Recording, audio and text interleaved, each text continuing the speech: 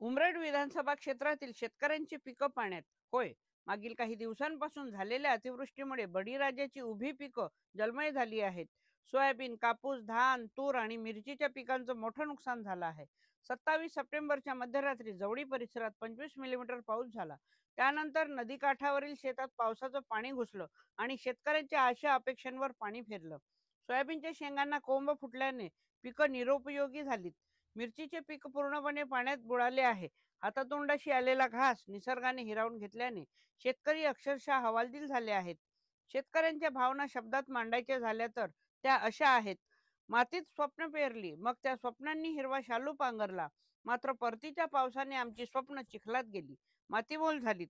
आता जगावं की मरावं हा एकच प्रश्न आमच्या समोर उभा ठाकलाय.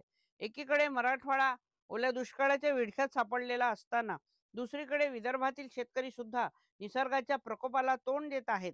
24 सप्टेंबर पासून आतापर्यंत जवळी मंडळात 70 मिलीमीटर, नानमध्ये 81 मिलीमीटर, भिवापूरमध्ये 110 मिलीमीटर तर मालेवाडा मंडळात 53 मिलीमीटर पावसाची नोंद झाली आहे.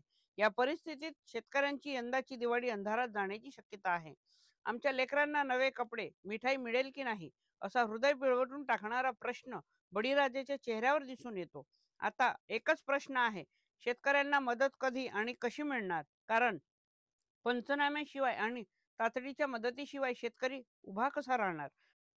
विदर्भ आवाजसाठी सतीश तुळसकर, उमरेड. सततच्या 4 दिवसा पाण्यामुळे आज माझ्या सतत 4 दिवस झाले माझ्या गावामध्ये भरपूर पाणी आणि आज माझ्या मिरचीमध्ये एवढं पाणी घुसलेलं आहे बघा, की अति पाण्यामुळे माझं मिरचीचं पीक पूर्ण महापीकमुळे झालेलं आहे. माझ्या शेतीत पुरं पाणी घुसलेलं आहे बघा. एक मिरचीचं झाड दिसत नाही, पण बघा माझी मिरची एवढं डुबून आहे आज 4 दिवस सतत. तरी मला दुसऱ्या सरकारने माझ्याकडे लक्ष असू द्या. पाणी झालं आणि माझ्या मिरचीला अतिच पाण्यामध्ये डुबून आहे बघा. शेतकऱ्याचे हाल बघा. तुम्हाला वाटते शेतकऱ्यांचे काय हाल नाही बघा. कालच्या मध्यरात्री पावसामुळे खूप आमच्या मिरचीचं पीक उद्ध्वस्त झालेलं आहे. अतुल अशोकराव पंचाळ, मुक्काम जवळी. हे आमचं शेत आहे. ह्या 22 तारखेपासून येणाऱ्या सततच्या पावसामुळे आमच्या शेतीचं खूप नुकसान होत आहे.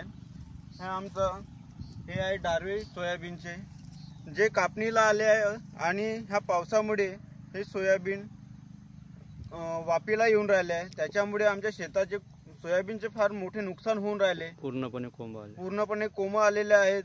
तरी मी सरकारला विनंती करतो की त्यांनी आमच्या शेतीचे पंचनामे करून जास्तीत जास्त आम्हाला भरपाई देण्यात यावी, ही नम्र विनंती करतो.